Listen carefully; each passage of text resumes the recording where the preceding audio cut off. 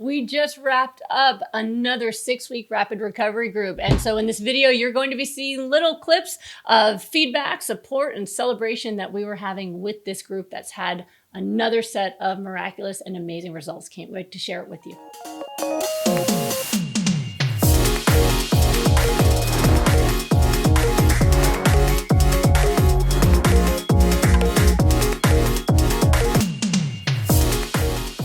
I have definitely had a lot of bumps in the road with my exercise and making sure I have enough time in the day to get everything in. I started waking up early so I can do some before work, and I've been trying to get it in after work and during lunch. Then I work a few days from home. This schedule, this week has been so hectic with my work schedule and appointments that I find I fall behind on my plan to increase the exercise. I think I am okay to continue on my own, but what are your thoughts on that? Have I done okay? So this is a limiting belief in itself too. There's not enough time in the day. All of us have the same amount of hours in the day, right?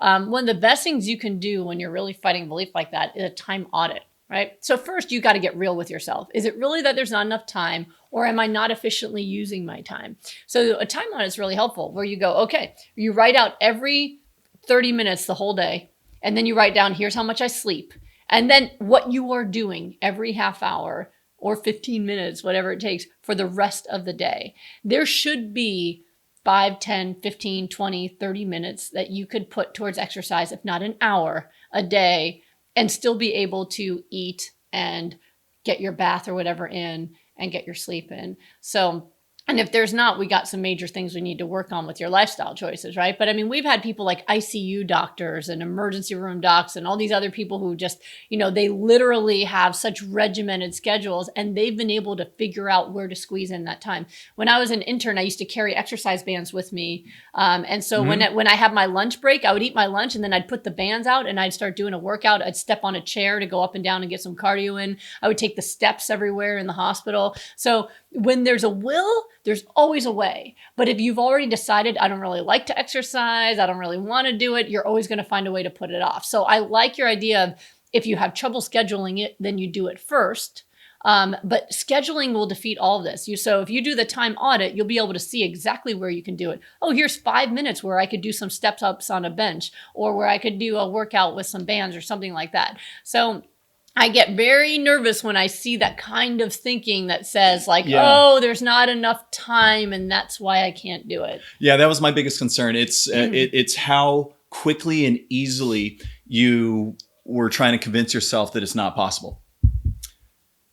So this is a very easy thing to solve, by the way. And that was what worried me, is like, wow, she's like, look at how quickly she basically gave up. And that's my biggest concern for you, is that there's a part of you that is just like ready to let this be a tipping point for you that could set you backwards.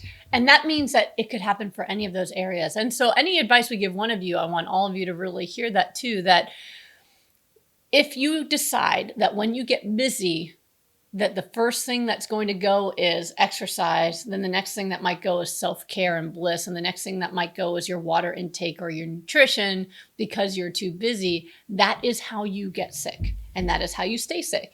What I want you guys to learn from this group is that you have to be the priority in your life if you want to be healthy. You must be. So something as simple as getting the right foods and water and meditation or other self-care and exercise, that should be something that is non-negotiable every day. These are the things my body needs so I can do everything else. Non-negotiable. So I'm asking you to take like an hour to an hour and a half a day for yourself, including your exercise, making your food, self-care, all that stuff.